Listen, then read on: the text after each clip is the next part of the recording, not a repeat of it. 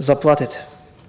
Срамота е, извинете на израз, многу сте нежни да лажете, кога во буџетот има 10 милиарди денари повеќе заплати.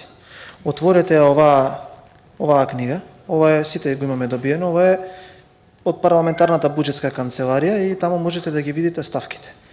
Пари за минимална плата има. И престанете, ве молам, мене ми е незгодно кога вака дрско лажете без да имате никакво минимално ниво на култура. Нема да гласате за повисоки пензии од 2500 денари, 5000 денари. Знаете кои беа тие пензионери кои што вие ги бркавте на клуци од министерството и им делевте епитети. Не е точно дека синдикатите не се задоволни. Беа пред некој ден кај мене со Дафина ги примивме, има соопштение. Незадоволни беа кога вие го исклучувавте општите колективни договори, кога ги бркавте на клуци од владата. Имам слики, Левков пред некој ден ви ги извади во телевизија, ќе ви ги покажам. За локалните избори тезата.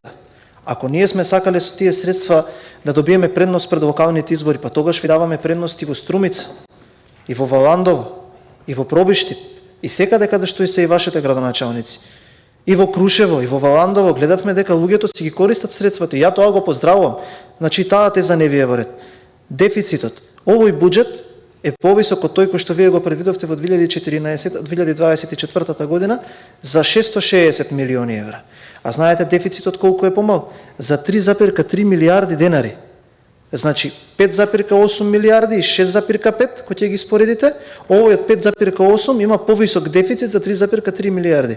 И таа теза не ви е исправна. Јавниот долг 1,25 милиарди треба да вратиме. Половина милиарда сега во јануари евро врзница земена од вашата влада и плюс остатокот исто така земено средство од вашата влада. Тие кредити ние треба да ги враќаме. Наредните 3 години од мандатот уште 3 милиарди евра треба да вратиме по овој основ. Ве молам, излезете во контрареплика и кажете ми го средново. Што се направи за сите тие пари кои што треба да ги вратиме во наредниот мандат? Кажете ми една работа. За социјалата и за градинките. Немојте, ве молам, јас се чувствувам незгодно кога вие го зборувате за тоа. На страна 102, почитувани граѓани, тука имате една класификација во буџетот. Буџетот за социјала, министерството што вие го предвидовте, овој пат е повисок за 9,1%.